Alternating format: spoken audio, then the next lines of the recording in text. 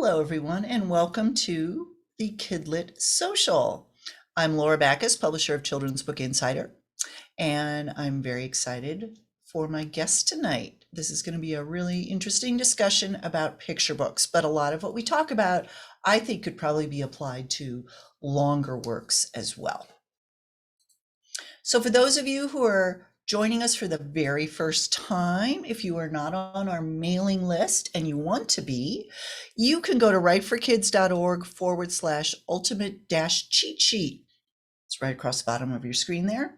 And you will get our free ebook, the Ultimate Children's Writing Cheat Sheet, where we've compiled 32 years worth of our best beginner tips on writing for kids.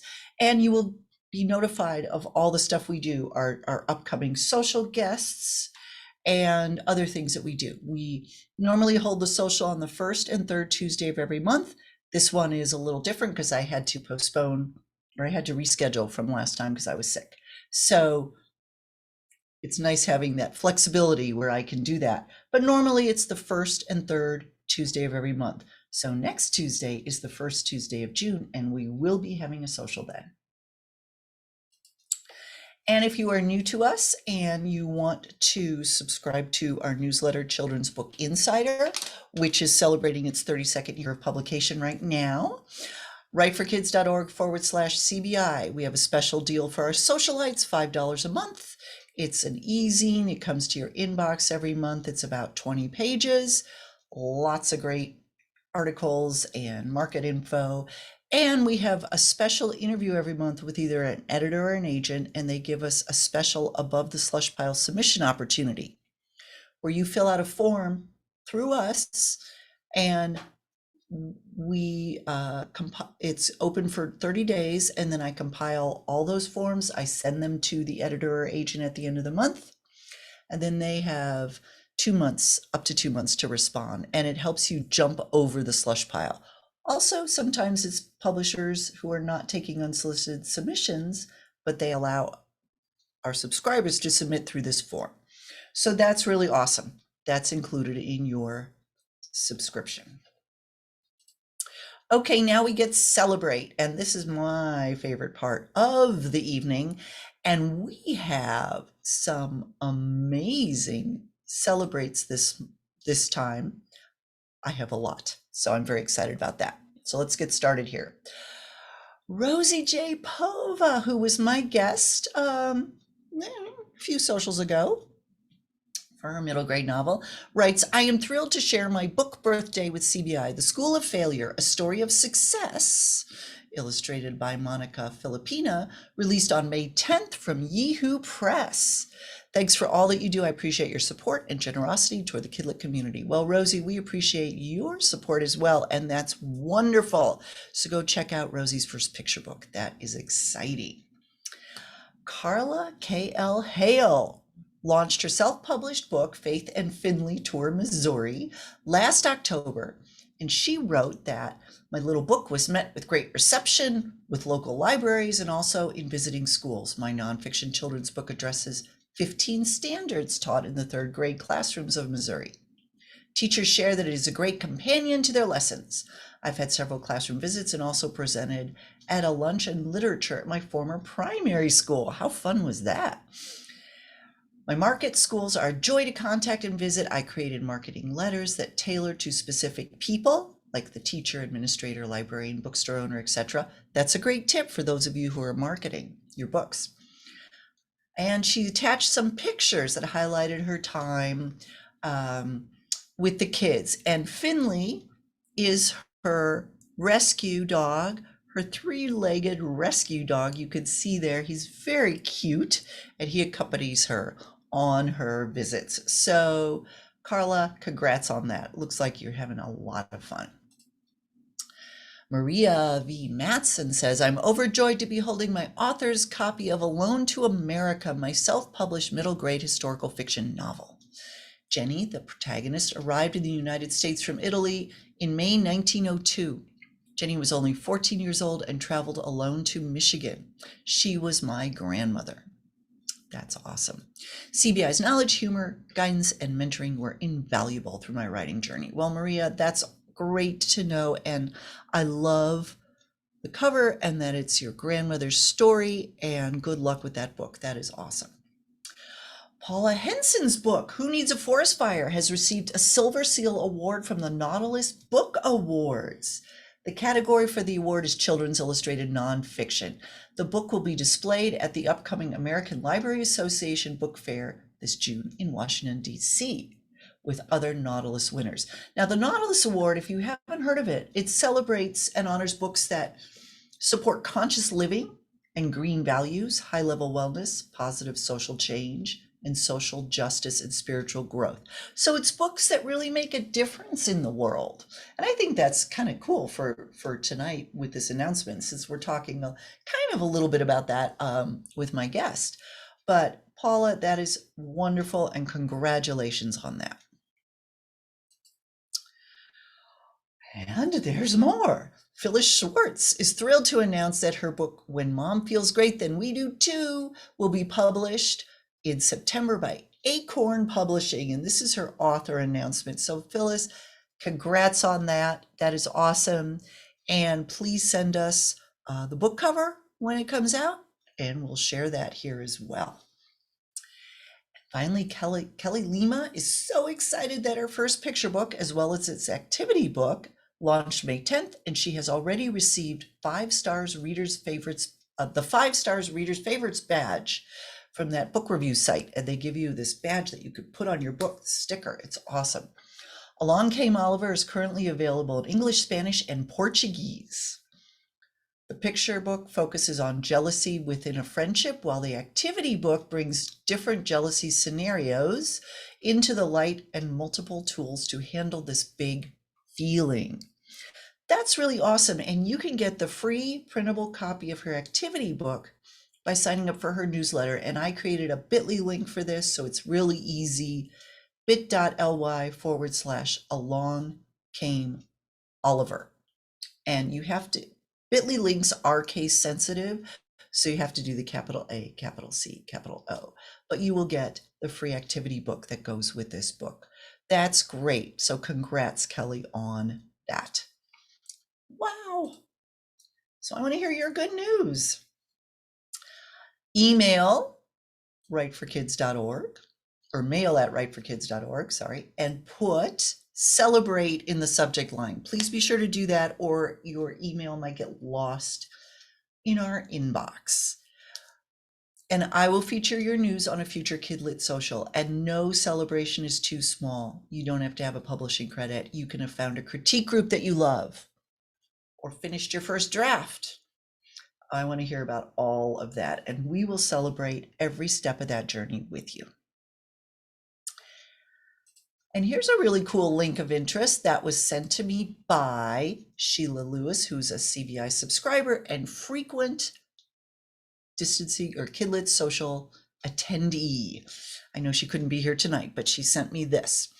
The Knowledge Project, which is a New York-based nonprofit that teaches creative writing and media for kids and teens, is hiring writers and writers/authors. So I think that means you don't have to be published necessarily, but you have to be, have been studying writing for a while, as writing facilitators for kids ages 6 to 12 for their I Write and Go program. This program offers children a chance to write a story they want to tell about any topic of interest. And for details, you can contact Sheila Lewis at sklewis@theknowledgeproject.org with a short bio, and also visit the knowledgeproject.org website to get more information about the programs they offer. Now, these primarily take place in the New York City area, but Sheila said that there are some opportunities for virtual instruction. So they're primarily looking for people in that New York City area. If you live close to New York and you don't mind traveling into the city to do live workshops with kids, that's great. But if you really feel you would do well with this and you're not in New York, drop Sheila an email and see what she has to say. Okay. I love the chat box after the celebrate. Everybody's so supportive of each other. It's wonderful. Okay. Oh, I saw a question. Hang on. Uh, yes. Thank you. Oh, thank you, Beth, for putting that email in there. And yeah, when we send out the replay, we put these links below the replay as well. So if you're on our mailing list, you'll get that. Okay. And now, my lovely guest. So, Carol Gordon Exter was a passionate elementary school teacher for 35 years. Now retired, Carol is grateful that her writing allows her to continue communicating with children. She's the author of Where Am I Sleeping Tonight? Story of Divorce, or the new title, which it's just been reissued, which we can talk about. Kids Coming to Terms with Divorce. Ruth the Sleuth and the Messy Room, which received the Children's Literary Classic Seal of Approval. And Before I Sleep, I Say Thank You, which won third place in the children's category of the Catholic Press Association Book Awards, and was also a finalist for the ACP Excellence in Publishing Awards. And her picture book, You Know What, came out first in Dutch in 2016 with Clavis Books. And I can't pronounce the Dutch title, so I'm not even going to say it. But then it came out in English. And the English version was a finalist for the SCBWI Crystal Kite Award in the New England region. There's a Korean language edition, and Arabic and Chinese editions are in process. That's really cool. Her newest picture book, Some Daddies, was published on May 17th by Beebing Books, and her next book, Trucker Kid, comes out with Capstone in spring of 2023. So Carol's a very busy lady. She also belongs to several writing organizations and 6 critique groups. So we are going to talk about all that. So Carol, welcome to the Kidlit Social.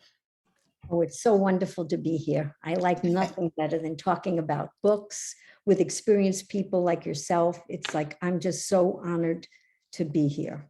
Well, we're honored to have you. Thank you for that.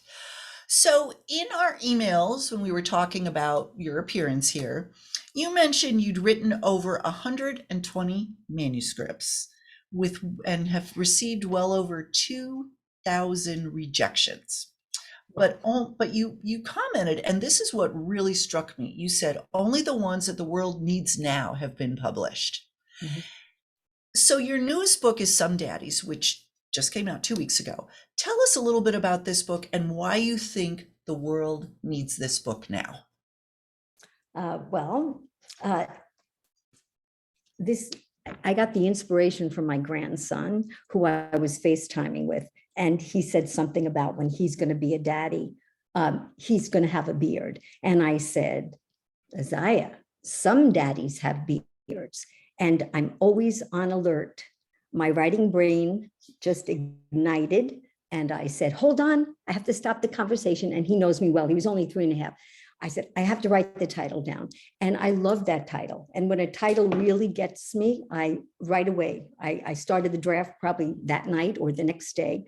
And I feel like sometimes we don't know what the big why is until after. And actually, I sold this through a picture book pitch event to Naomi Kruger. And because you know what? Because she had a vision for it. She wanted a daddy book.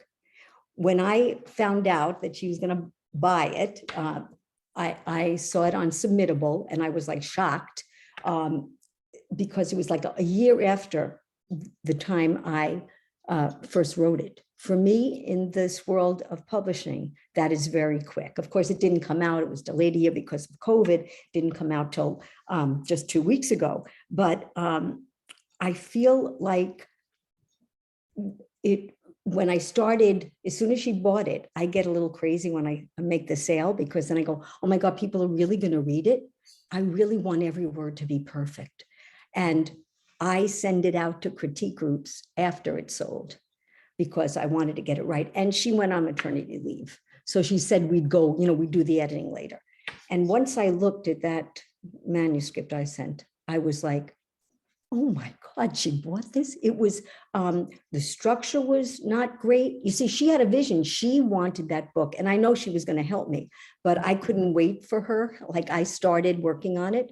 And thank God for critique groups, because I got the structure down. You see, I started with Some Daddies Have Beards, and it needed a structure because it's a concept book. And I went to the very first scene now is about, the daddy's waking up, and it ends, more with daddy's going to sleep. So I didn't really have the structure. I didn't have every line perfect. It wasn't consistent enough. I know she was going to help me, and she did after as well, but I got right to it, and I found the big why. And I think that it's not only that every family has a daddy or a daddy figure, even if you have two mommies. I bet those mommies maybe have brothers who are maybe going to have their first child. It's a book that will sell.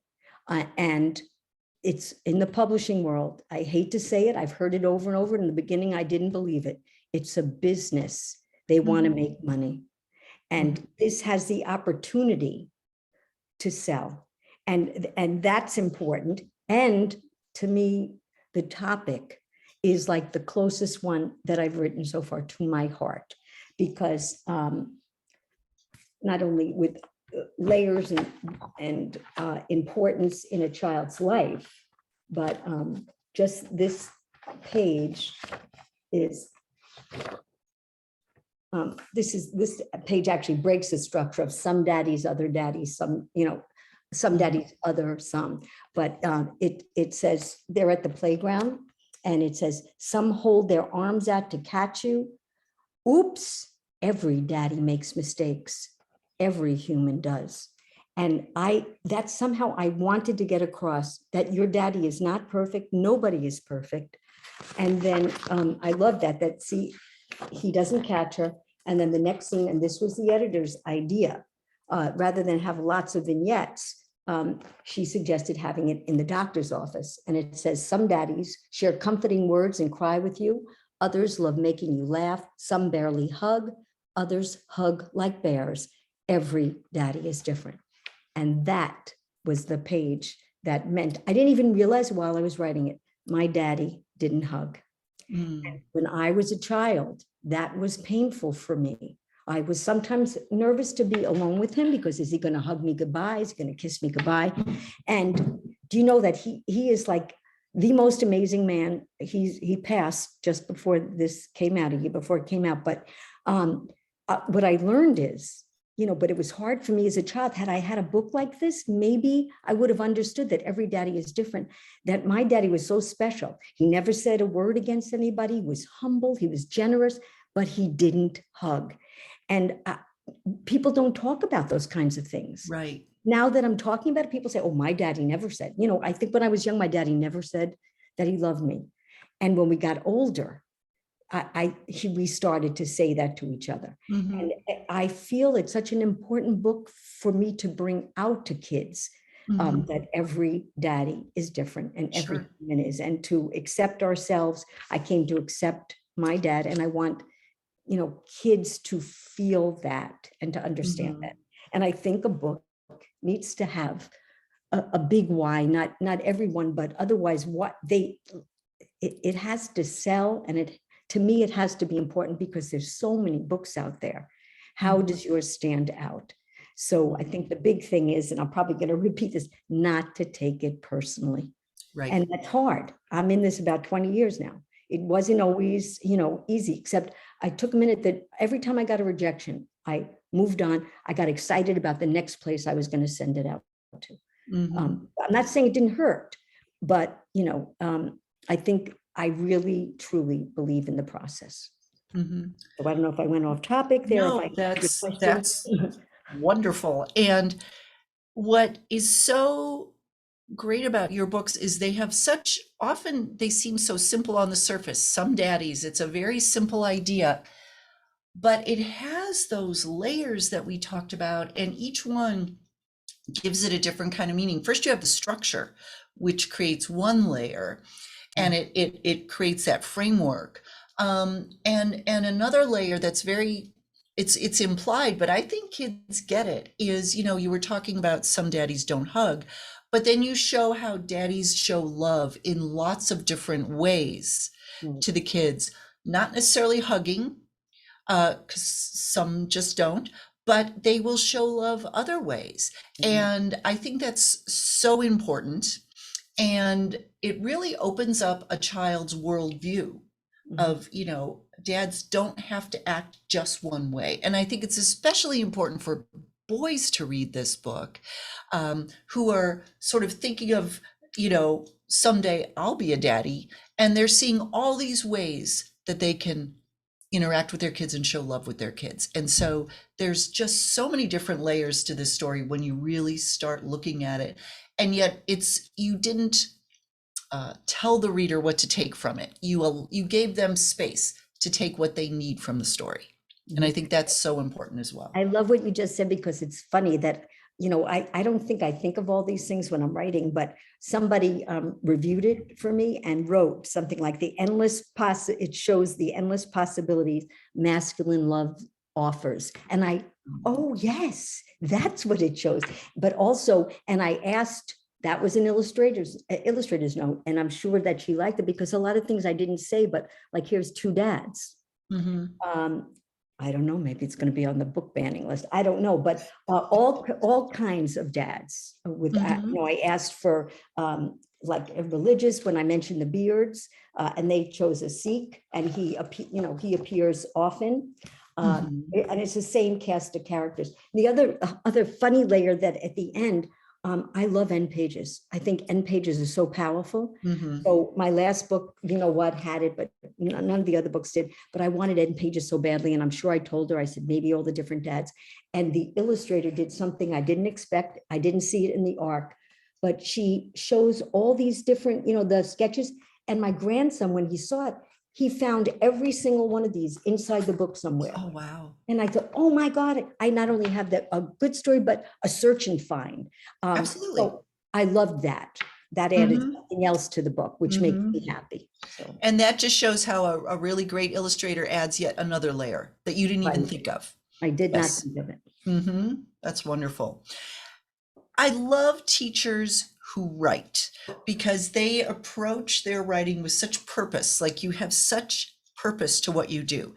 Now, you were a teacher for 35 years, and I saw in an interview that you did that you said, because you have the heart of a teacher, which I'm sure you never get rid of, even if you're retired, you like to add a subtle message or lesson in your books. And that can create another important layer, but it's very easy to overdo something like that. So, how do you achieve that balance between story and message without becoming didactic or heavy handed with it? I'm not sure I always do, but thank God for my critique groups, because they'll always say that's a bit didactic, that's a bit didactic, Mm-hmm. because I don't always see it. And I think about my favorite parts of teaching were the parts about giving life lessons. Like, they're not going to remember their multiplication facts, but I was a very strict teacher. So everything was very important to me.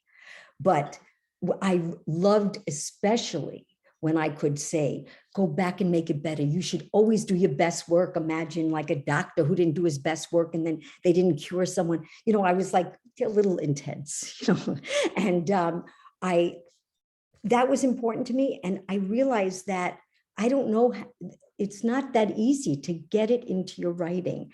And when I saw that question that you sent me, I ran upstairs, because when I retired, I got a book with people writing messages. And I've never shared this with anybody, but it really touched me for my future writing. This was a parent, and she was a tough parent. I'm not going to read all the beginning, which she said lovely things to me, but she said, you motivate, push, and inspire your students with not only mere words, but with being such a hard worker yourself, correcting each and every student's homework that very same day. I get it. In other words, you teach by example. You are the cream de la cream of teachers, and your family and our family has been truly blessed. It's blessed. It's not always easy to teach by example, but that's the path you've always chosen because of the quality of your character. And she goes on, but that's the most touching thing. You know what? It hit me when I read that, because I ran up to get it because of your question, because you need to show and not tell in my stories. they didn't hear all those messages. Go back and make it better, a little bit better. You can, what an improvement. I can't keep saying it. What touched that family, and I'm sure many others, was my teaching by example. And so I need to get in the story or in the character those things and not say it so clearly. Mhm. And, I don't think it's easy. It's not easy. No. But if you can do it, that's a gift. And those are the stories that touch me, when nobody had to say something so outright, but we feel it at the end. Those are the books that I love. And I'm so grateful for your question, because that's going to affect me now. I'm always going to be working a little harder to show, not tell. That's wonderful. That's wonderful. And what a wonderful note from that parent. Yes. It is. The books that do this and the authors that accomplish this showing instead of telling, especially with the message or the lesson, I think it's because they trust their readers. They know that the kids will get it if they just lay the groundwork. And as I said earlier, you have to leave room for the child to bring part of themselves to the book as well. It's really a collaborative effort between the reader and the writer to get the full meaning of the story. And if you tell too much, you are limiting what the readers can bring of themselves. You're saying you can only bring this part and not this over here. So I think a lot of it is trusting the readers and then being brave as a writer and just saying, I have to leave this out. As much as I want to put it in, I have to leave it out and just trust that it will be okay.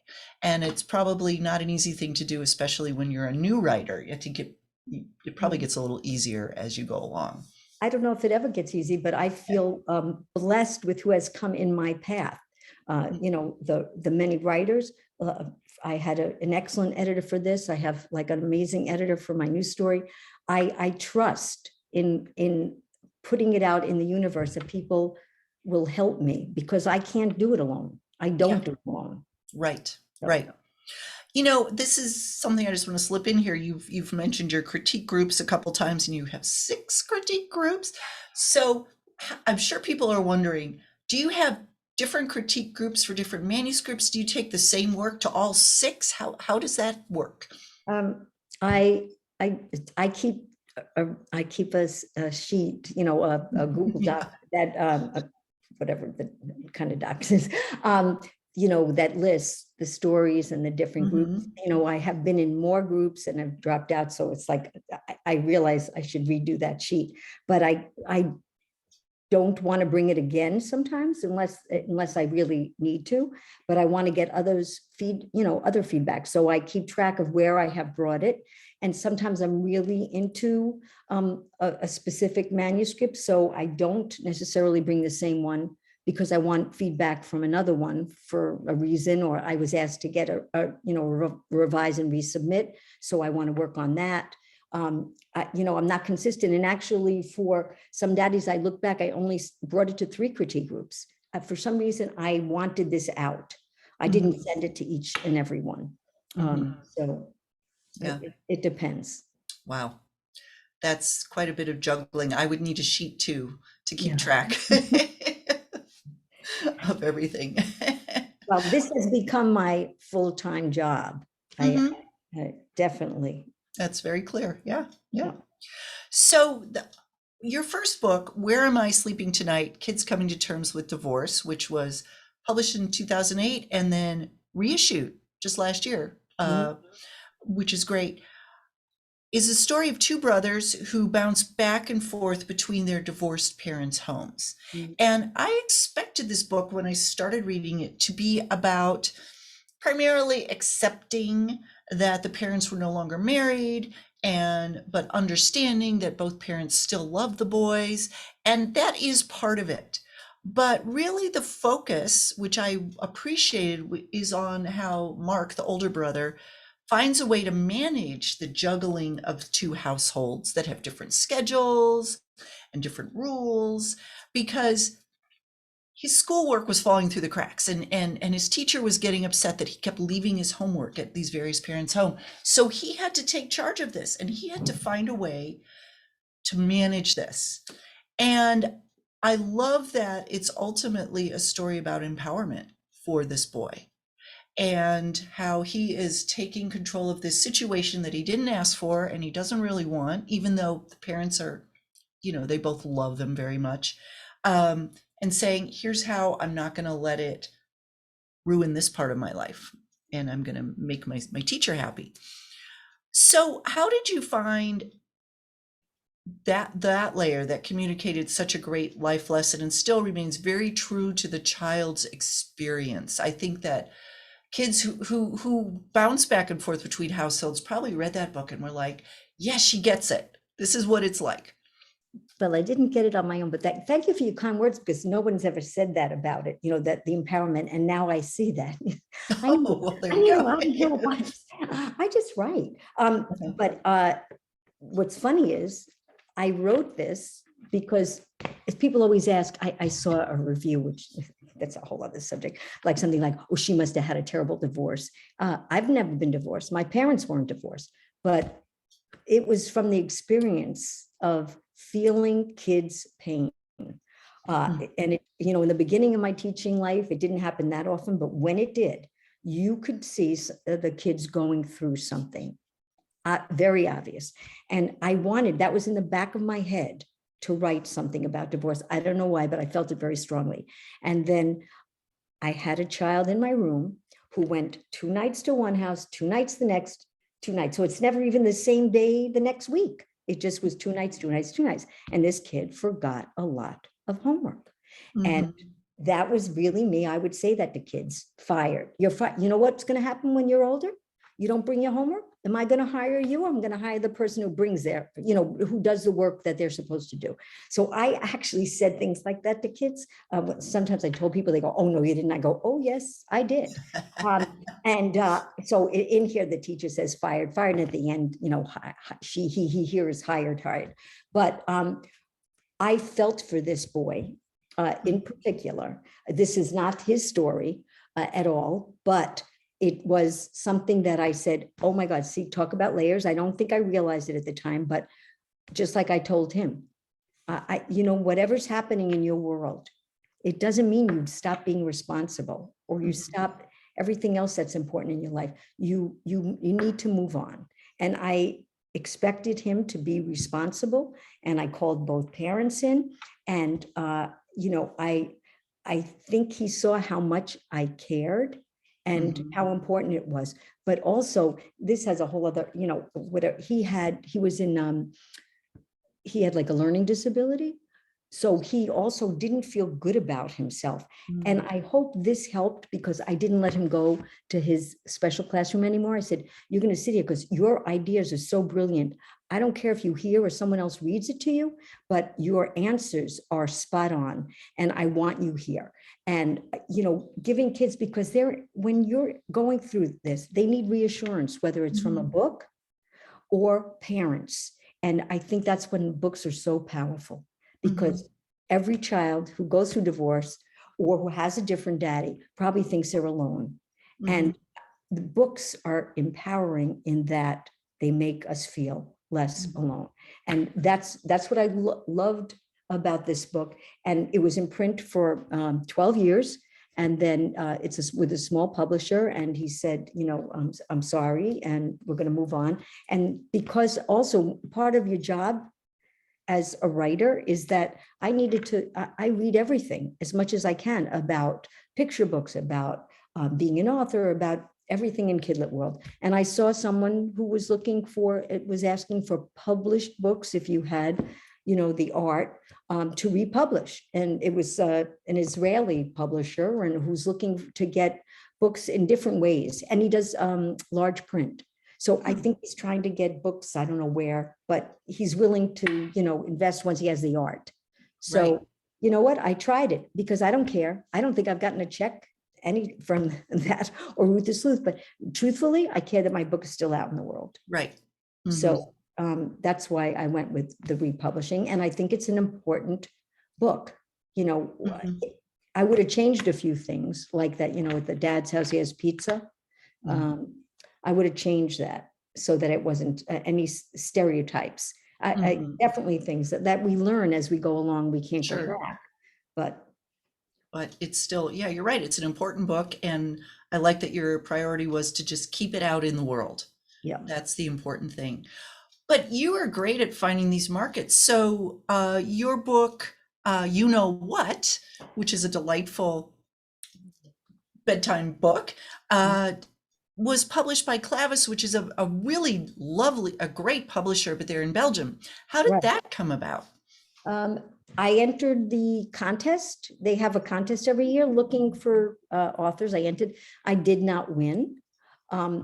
But I said, you know what? I love their books. Actually, I live in Massachusetts, someone else from Massachusetts won. They were looking to open up in the New York market. And they were looking for books in English. So I just thought their books were adorable. I Mhm. sent them this, and I got a letter from the president, how it was just so universal. Mhm. It is. Everybody's saying, you know what, but I think this is the hardest book that I wrote. In that, being a teacher, I talked about beautiful language and alliteration, and I want to model good writing. This writing is so simple, and I had to get past that. Oh, I'm going to have a book out that doesn't have all that all the lyrical language, but that, you know what, it's an important story to share. Mhm. And I had to move past that because I one of the things I love about it is that it's a great read aloud, because I have the kids. I think there's 13 you know what's. So I have the kids repeat, they help me read it by Right. saying, you know what. So I love that. And I loved my end pages. I had Clavis books. It's terrible paying. I have not submitted again to them after I got, trust me, many rejections in the beginning. And now that I look, it's really a non-paying for an American. It doesn't pay, but if you really want your story out there and you don't care, at some point, maybe I will submit again. I don't know if they change things. You only Mhm. get royalty on the Dutch version. That makes no sense. Wow. So Huh. I can't promote that. So needless to Mhm. say, but like I'm thrilled. Here's the Korean version that you can't read.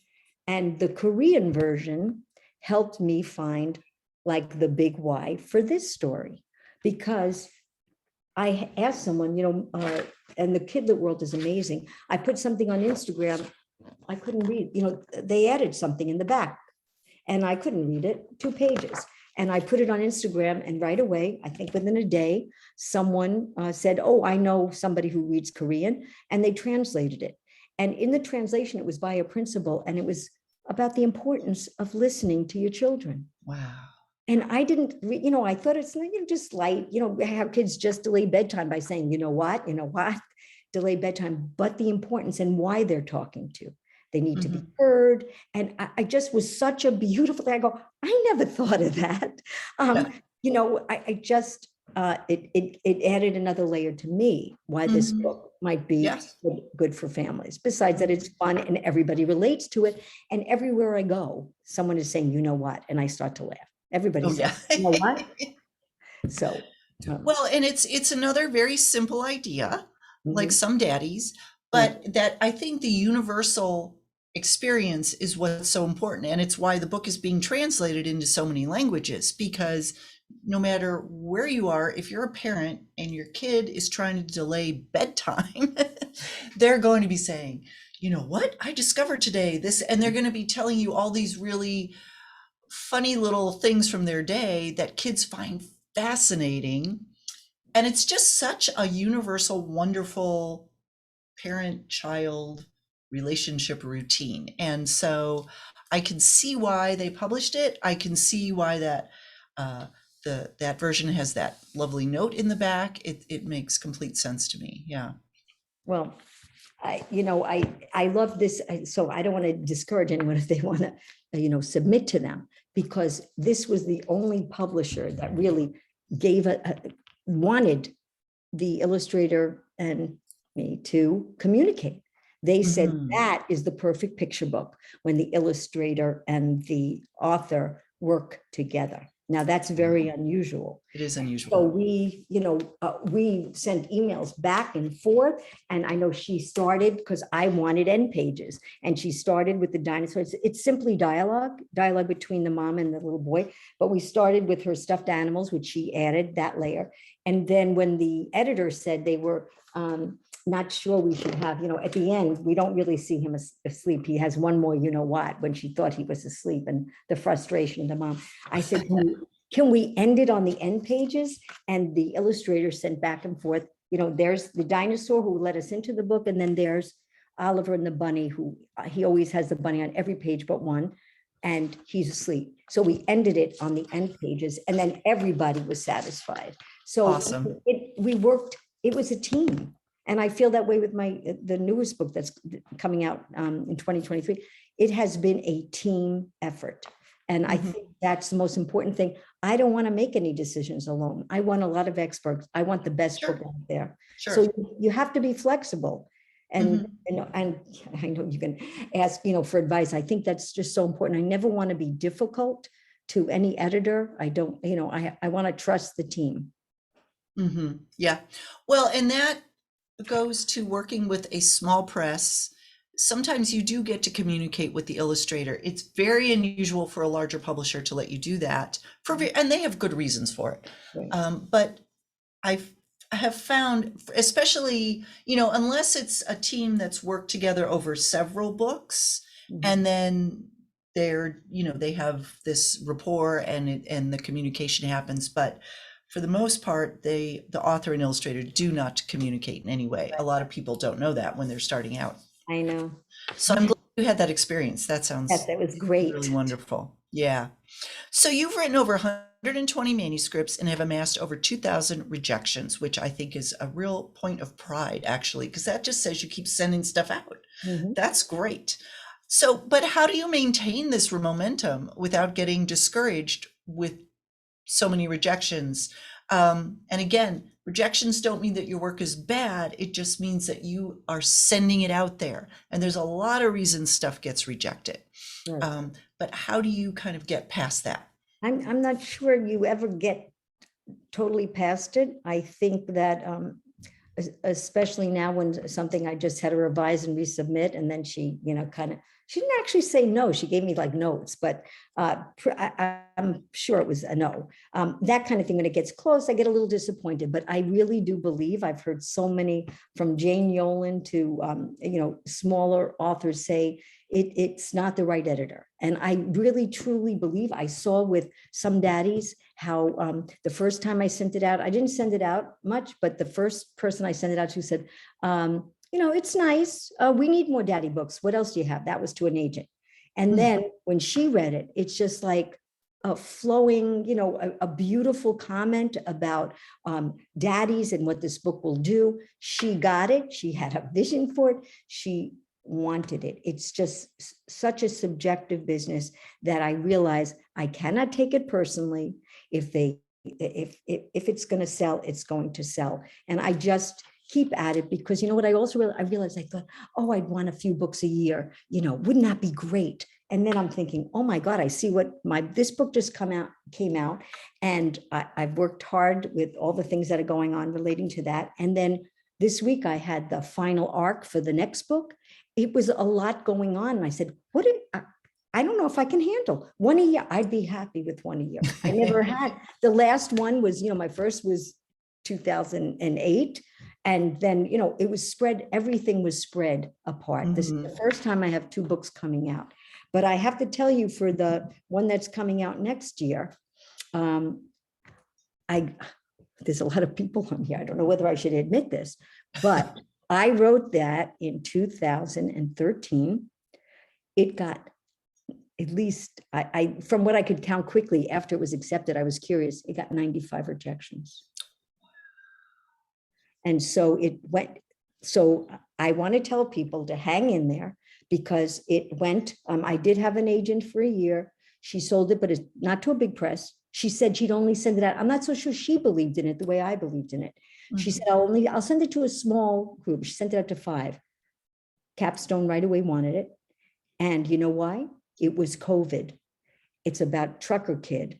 And I added, because of COVID, I went back to that story that I loved. I've always loved it. I've had people tell me this is going to be published, but it never got published. And Jane Yolen even read it. I went to her boot camp and she gave me this. This is good. She gave me the name of editors to send it to, but nobody ever wanted it. But because of COVID, I went back and I said, I'm going to add about what would happen if trucking stopped. And because I think I added that, I think it made it relevant. They have moved it so quickly. I Wow. didn't know it was going to get, I'm getting final arcs already. I mean, this, from the time that they got the illustrator on, it moved very quickly. And I think it's because of what's happening with trucking and what happened with COVID, that it makes it more relevant. So it took, it will be 10 years from the time that I wrote it, with 95 rejections, and it just took one editor. And I tell you, when I reread it, I could cry because it's good. I was focused on this one sentence in the arc because I take it all seriously, but I think it's well written and it's relevant. And for kids who won't have parents home all the time, they're going to relate to this. There's layers in this. And I feel like the timing, you have to trust in the process. You have to believe in it. When the time's right, it will sell. Or if it doesn't sell, it wasn't meant to be. You know, Right. talking about 120 stories. I have a haircut story. I have a flying story, being afraid in a plane. Those stories, there's enough stories about that. You don't need more unless mine has a completely different angle, which it doesn't. Right. Yeah. But you are not the first writer that I know who has submitted a work over many years and it just wasn't the right time. And then all of a sudden they hit the right editor and the timing was right. Another writer I know, it was because suddenly STEM schools started wanting stuff relating to STEM. And that's what this book had, some STEM elements, even though he wrote it 10 years ago, and suddenly it was relevant. And so it's amazing how just persistence really makes a difference. But you said you had 95 rejections. Did you revise it a lot during that Yes. time? Yep. I went to picture book revision, with Harold Underwood. Harold Underdown. I brought it to picture book boot camp. I brought it to all my critique groups. And definitely everybody helped make it better. But it wasn't until it didn't change that dramatically at the end, that why it sold is I added that part about the trucking, and Sure. I got an editor who said, he hardly made any corrections. He said he loved it from the minute he read it. And the only changes were basically illustration notes, which is crazy. He had a lot of illustration notes. So again, it just, he had to be backed by his team. In Capstone, they bring it to like 3 acquisition meetings. So other people liked it too, but nobody until that point, was interested at all. That's interesting. Wow. Yeah. Well, good for you. That's awesome. I'm going to get to some questions here because we have a lot of interesting questions and I want to be able to get some of these in. So, people have asked a lot. They're fascinated by the 6 critique groups. So, first of all, how do you find your critique groups? And other than, you said you kept this sort of document and what you've submitted to which critique group. Is that your basic organizational method for managing all 6 of them? Basically, but I found my groups in the beginning through SCBWI. I'm in the same one that meets in the library. And that one is, open to the public. So there's a lot of people. It's a very large group. And so I had to find more because I was writing a lot. And in the beginning, I brought something every week. And then when we got more people, we had to start taking, turns and being on a rotation list. And so what I really wanted, I wanted picture book experts. So I joined different groups, but as I went on in my career, I really only want to be with people who write picture books because that's what I need. I think it's a certain skill. It's Sure. very different than chapter books or YA. It's completely different, that minimizing the words and every word is important. Mhm. So I want to just be with picture book people. So so through SCBWI or connections made through them, little offshoot groups or whatever. And also I just recently joined, I think because I was feeling discouraged when I parted ways with my agent, I joined Courage to Create through the Writing Barn. And that's a very supportive group. And they started, they encouraged being in critique groups. So I decided to try that as well. But, I feel like, going back a little bit, that for all of us, when you said about being discouraged, that if I didn't have my communities, I don't Yes. know what I would do, because you find out that we are not alone. Not only do we write books so Mhm. that people don't feel alone, I don't want to feel alone in my frustration, or this happened with this editor or this. I need groups. So I'm in 12 by 12. I'm in Courage to Create. I'm in a marketing group, Picture Book Rocketeers 22. SCBWI. I read everything. I need to know what this life is like for everybody else, so that I can say, oh, this is what happens. Even Jane Yolen, after she signed a contract, the book never came out, an editor Mhm. left. This is what happens, and we have to accept it. I love this. I am so grateful for this life, that we can touch lives with our words, that I have something important to do with my time. I don't want to just sit around.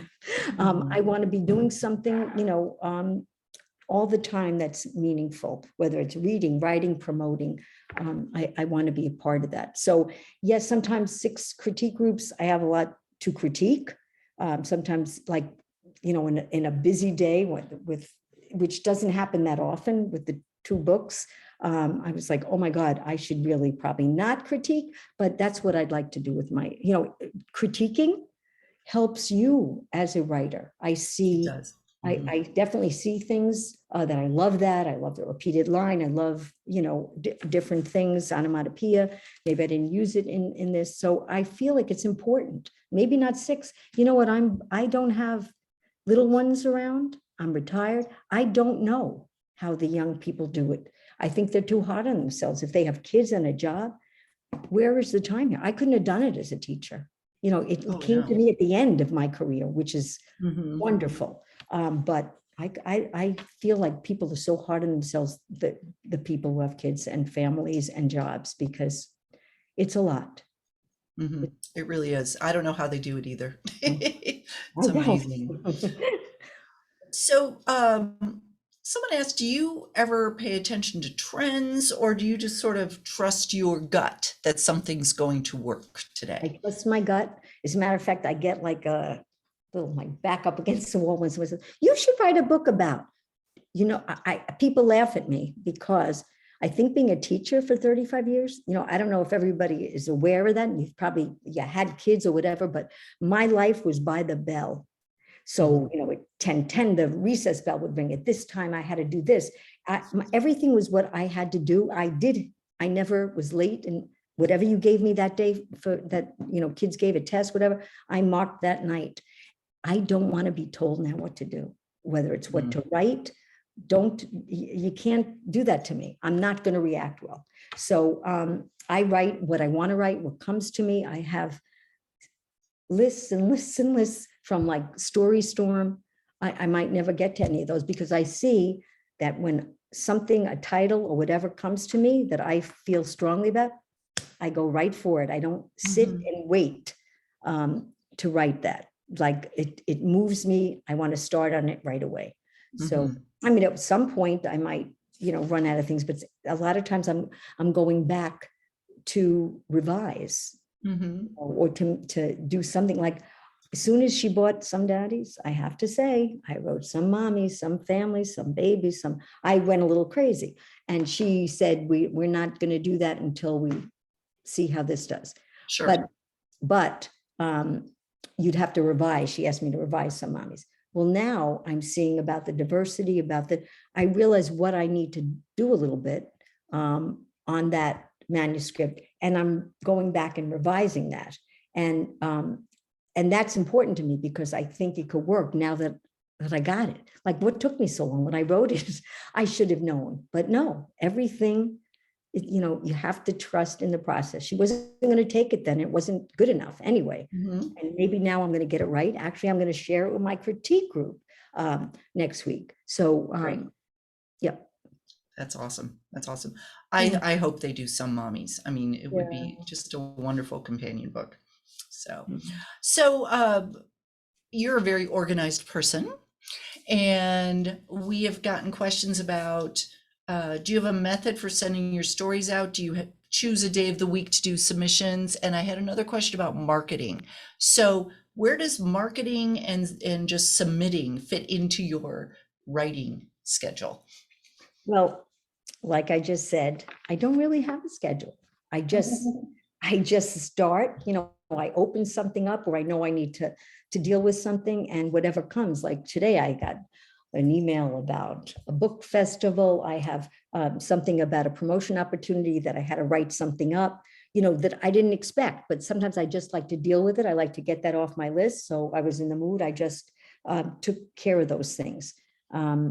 But for keeping track, I don't have a method necessarily. It's like if I read something in Publishers Weekly about a company that just published something and it rings a bell, I say, oh, let me go back and look at that manuscript that I haven't looked at in 5 years, and let me see, and oh, this might fit. And I keep a list on that document of what I've sent out, and I add that possibly that publisher, because I have so many manuscripts, which is why I need an agent. But again, now I realize I don't need to send them all out at once. I couldn't handle it. Mhm. So,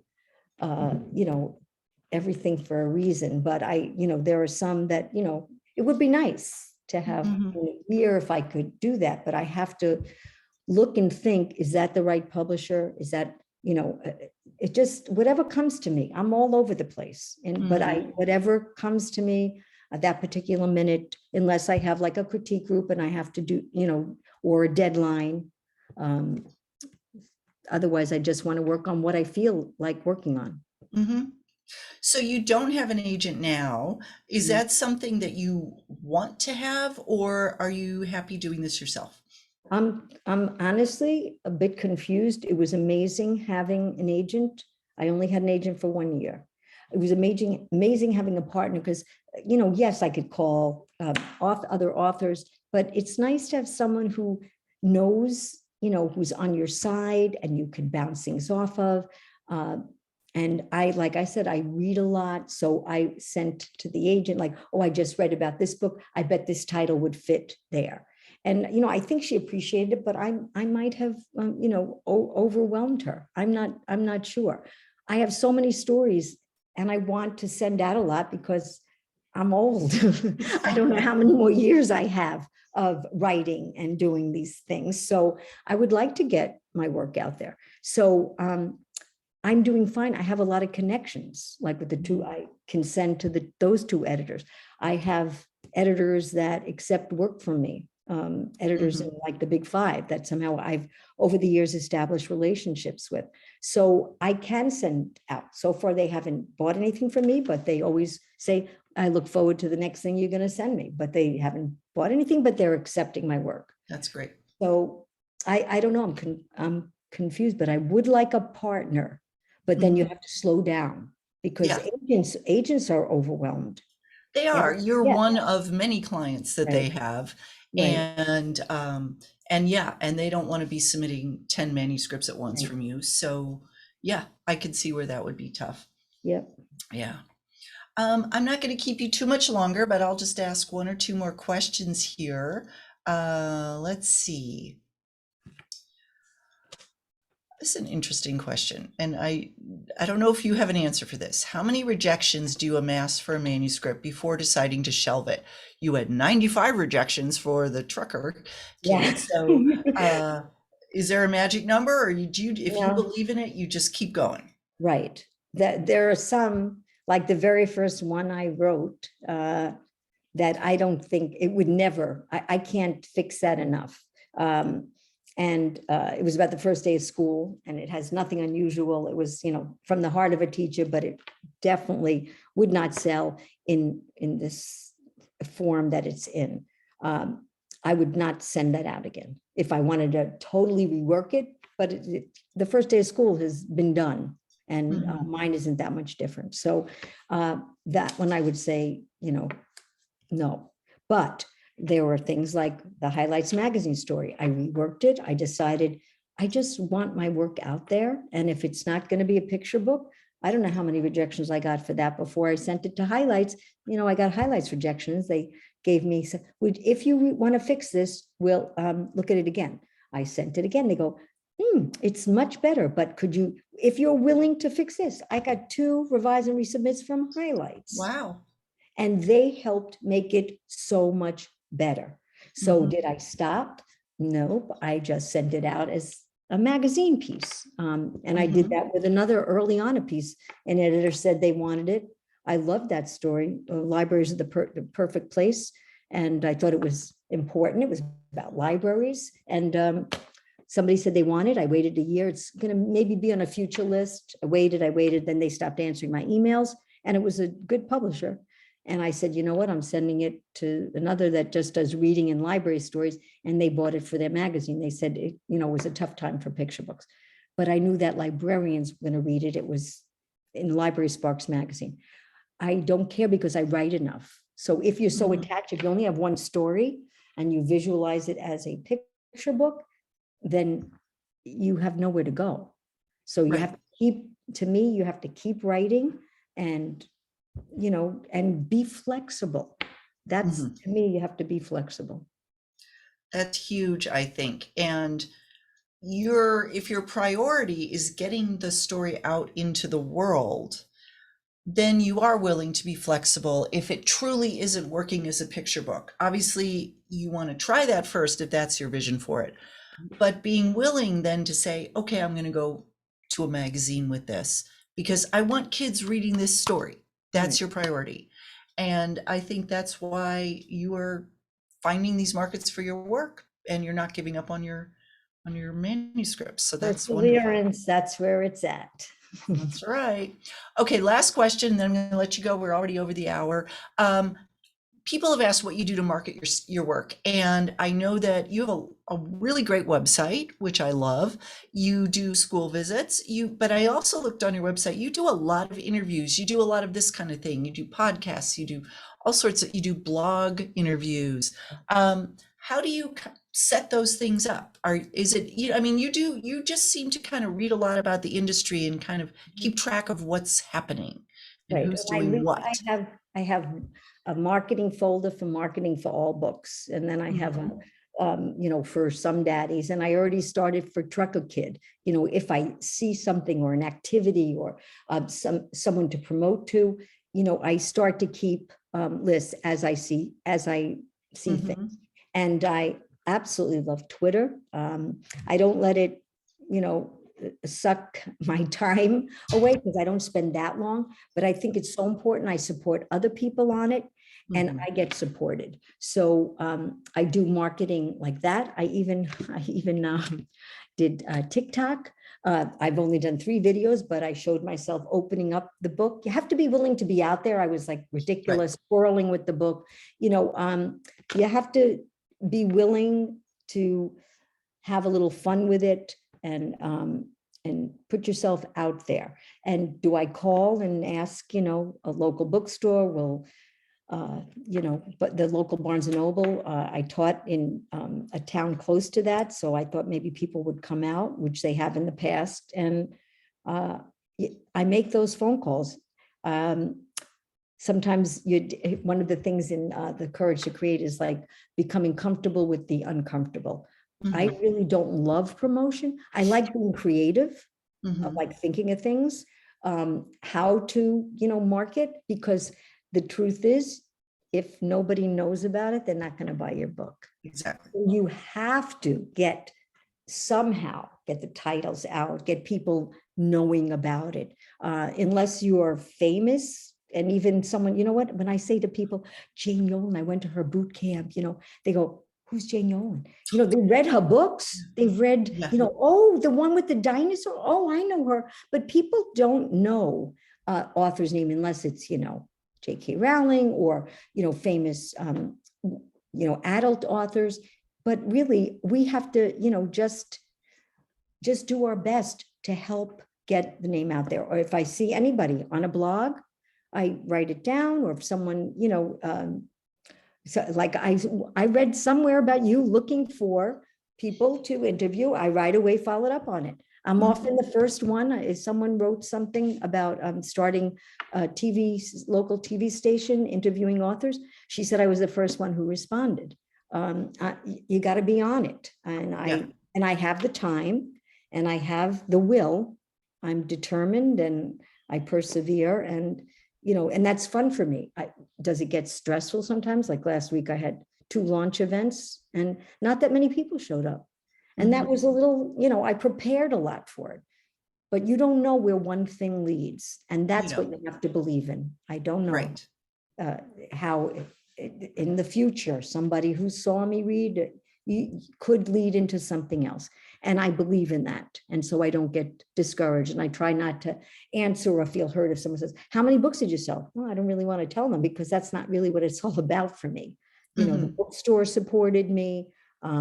They'll carry my books. It just, both days were lovely, and not that many people came. And who came was meaningful. And, we're just doing our best. Yeah. Yeah.